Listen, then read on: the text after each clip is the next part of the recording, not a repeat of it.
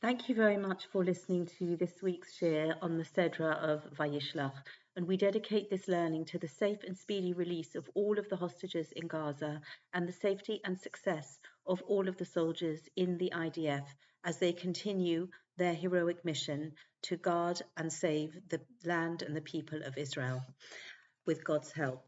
And when we look at this week's Sedra, as always, it speaks to us up to the minute.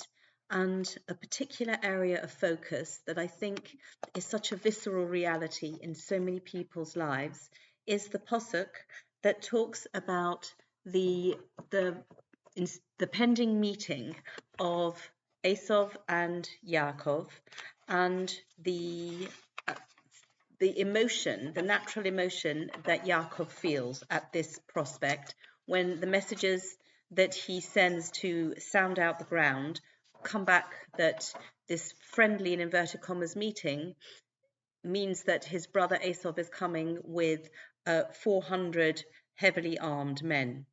And we have in chapter 32, verse 8, Vayira Yaakov ma'od, v'yetzer lo, and Yaakov was very afraid and he was distressed. And the language is picking up on an intense fear. First of all, we have the very. We can say it's natural to feel fear when you're confronting an adversary who comes heavily armed with an army, but you're unsure about how the response is going to be. You remember the circumstances under which you parted, and all of these things justify trepidation, there's no doubt about it. But we're used to thinking that if someone, especially one of the Avot, one of our fathers, and Yaakov Avinu, who is the Bechir Avot, the choicest of the fathers, that this would seem incompatible with bitachon, with trust in Hashem. So how can we reconcile all of the different messages that are coming through from these intense descriptions of excessive fear? And Rashi, for example, picks up on the two phrases of Vayira Vayetzer, and he was afraid and he was distressed. Vayira Shema Yaharog, and he was afraid in case he would be Yehorek, sorry, in case he would be killed. Vayetzer lo, and he was distressed im Yaroku esacherim, in case he would have to kill others. And this is a very prevalent feeling among our people that we value life. Life is precious. Our own lives are precious. And we don't want to kill other people either. We understand that it has an impact on us, even if it's a necessity. And unfortunately, wartime does often mean that people will lose their lives on both sides of the battle. This is not something that we want, that fills us with joy.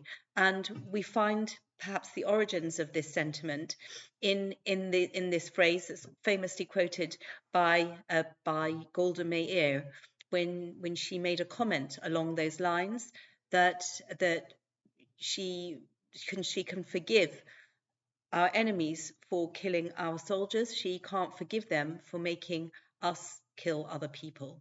And so we can understand that there was a natural cause for fear, yet the levels that are being described here do seem incompatible with the mindset that we would have expected from Yaakov Avinu.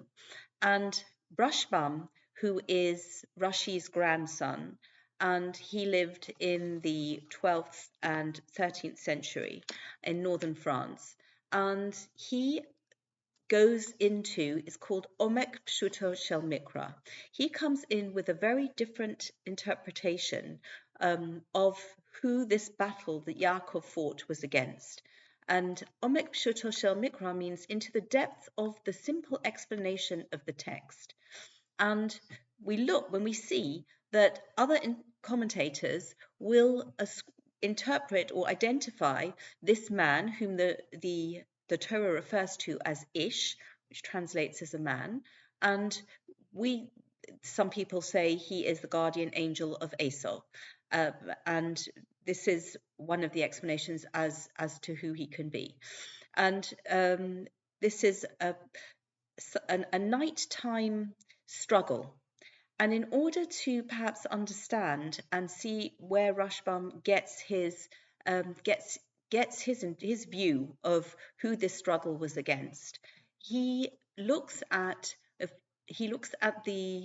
the story of Yonah and Moshe Rabbeinu and certain nighttime events that happened in both of their lives when they were in a position of great danger, and how did they respond to that danger. So with Yonah was given a mission to defend to go and ask the people of Nineveh to do teshuvah. And he was reluctant to carry out this mission because he didn't want to help the enemies of Israel. And so he ran away, as it were, from Hashem, from his mission. With Moshe Rabbeinu, as he's going back to Egypt to undertake the mission that he was reluctant to undertake when he's having this, at the beginning of Shemos, having the dialogue with Hashem about going to Egypt to save the people. He's saying, find somebody else. I'm not a man of words. I'm not good enough for this mission. I don't have the confidence or the capability. And this is, both of them are experiencing that an identity crisis to some degree, and also a crisis of confidence in themselves. And this is something that we can find echoes of, even though it's historically before both Moshe Rabbeinu and Yonah Hanavi. But we see that Yaakov is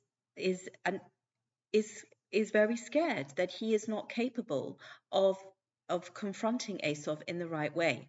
And according to the Rashbam, going into the depth of the simple meaning of the text, he says that this man, in inverted commas, angel, was actually sent by Hashem to stop Yaakov from running away, because Yaakov Avinu wanted to run away from going from this meeting. He was so afraid of this confrontation with Esau that has all the markings of being very violent and possibly meaning the demise of all of his family and everything that he stands for. And he is so scared that inside him he feels like he wants to run away. And it is this level of lack of confidence in himself that he is experiencing, and that's why we have these descriptions. And although this level of fear is clearly, from the language in the Torah, very high and debilitating, but it's very accurate, and we are all able to get a message of encouragement and hope from this, because if you think about today what we're experiencing all around us, the land of Israel, the uncertainty, the volatility, and the heroes on the battlefield. We have battlefield heroes now. And I think that when they can read and learn from all of the heroes of the Torah, from the people who had natural fears and worked so hard to overcome them and found the ways, even after the struggle, and may have been damaged in that struggle, but still it was about realizing, I have been chosen for a mission. Hashem has confidence in me for this mission, and that's all I need to know, because with Hashem's help, I can overcome my own fears, which is very often the start and end point of my weakness, and I can overcome any other obstacles. Without Hashem's help, I can achieve nothing. And so I think this is a message that we can get so clearly from the honesty with which the Torah portrays Yaakov's deepest feelings. And as we look at the plethora of explanations, as we see a nugget of reality in every single one of them, even though they may appear to be a little bit contradictory. But in actual fact, they are giving us different angles to help us navigate our own human conditions and to learn the best lessons from our fathers. And please God, all of our brave soldiers and Yisrael should be able to draw on this eternal message and lesson of Yaakov Avinu as he is facing a great battle, the great battle within himself, and the great battle with somebody who could easily have been a terrible adversary. We know that in the end, that particular, according to the language of the Torah, that particular result that he was expecting, that he was so scared of, that Esau and his army would decimate Yaakov and his family. That didn't happen, and the meeting actually seems to go quite amicably, the meeting between the two brothers, and they part on good terms as well. But the bottom line is, before the event, we can never be so sure. And so let us get confidence and courage from all of this. And courage means not that we are not afraid, but we overcome that fear, that we find Hashem's support and the knowledge that with Hashem's support, we are able to achieve everything. Thank you very much for listening and wishing everybody Shabbat Shalom.